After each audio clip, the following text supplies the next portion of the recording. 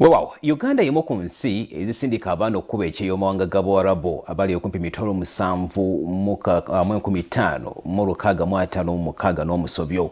Wabula ekyewuunyisa abaana bano batulugunyizibwa nnyo.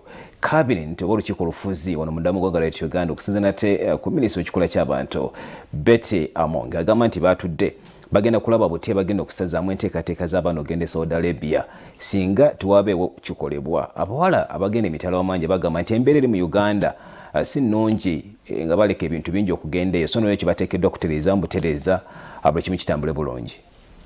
Government okuyita Ministry w'ekikula ky'abantu erabudde nti akadde konna yandiyimiriza enteekateeka awamu n'okusazaamu endagaano z'abakozi b'awaka n'eggwanga erya Saudi Arabia.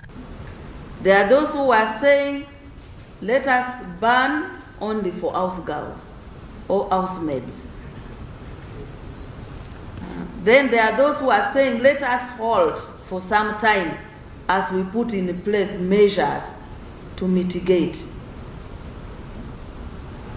Then the debate zeroed almost to how do we improve it. So I think that is now our biggest task. Minisita w'ekikula ky'abantu Betty Amongi agamba Cabinet yasazeewo okuyimiriza enteekateeka eno olw'emivuyo wabula nga yaweereddwa nsaleesala okusooka okusinkana abatwala abakozi bano wabweru nga gavumenti tennakiteeka mu nkola.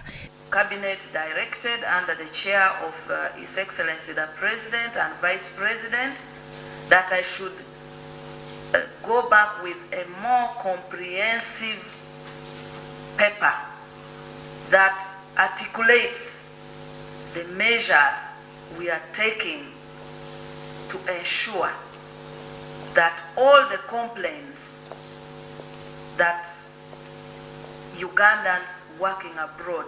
Gye buvuddeko Ministry y'ensonga z'omunda mu ggwanga yavaayo n'ekiragiro ekiddamu okukebera abakozi bano nga tebannagenda ne bwe baba nga bakomyewo okukakasa nti tebalina bitundu bya mubiri byonna biggyiddwamu.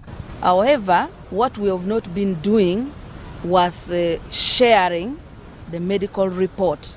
So all the accredited medical hospitals and centers that undertake testing before the workers leave test for everything, except we have not been sharing. Now the Ministry of Internal Affairs have advised that it is necessary that government keeps a record. Bo abakyala n'abawala abaafunako omukisa okukuba ekyeyo e Saudi Arabia basabye gavumenti etereze ebitatambula bulungi okusinga okubayimiriza n'okusazaamu endagaano. Gwoloza nsobola okuva wano nenzire Saudi Arabia nga babadde bambonyaabonya nze nagenda contracts 2 nenkola mu nnyumba eyasooka nenkola ne mu yookubiri. Bannaye bwe munaaleka abakyala bano basigale e Kampala mugenda kulaba abantu nga beetuga. To go abroad etuyambe eyongeremuko mu services. Memorandum of Understanding eye Saudi Arabia ni Uganda eyongerwemu amaani. Omusaala gabatuwa mutono. Bana ife balabe ensi edindi baba omusaala nga munene. Abandi baba akalala kitundu ife batuwa 9. Abatwala abakozi ku kyeyo ababadde basinkanya minisita nabo bamuwadde endowooza zaabwe gavumenti kwenaasinziira okusalawo ekyenkomeredde ku nteekateeka eno. It was agreed that they should be given time to be on their phones during their free time when they have break from work. For example, after lunch, between lunch and maybe the preparation of dinner in the evening, then they can have their phone, and of course later on in the evening after work, after 9 or so. We have had 2 bilateral agreements, one with the Kingdom of Saudi Arabia and the one with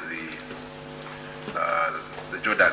Abawala 7,1556 be bagenda okukuba ekyeyo e Saudi Arabia omwaka oguwedde. Gavumenti yafuna omusolo gwa busiriivu 4 n'omusobyo mu bakozi bonna mu Middle East mu mwaka gw'ebyensimbi 2021-2022 ng'ebitundu 6 baali Saudi Arabia. Bya Muhammad Wamala, Salt TV, Omunyo.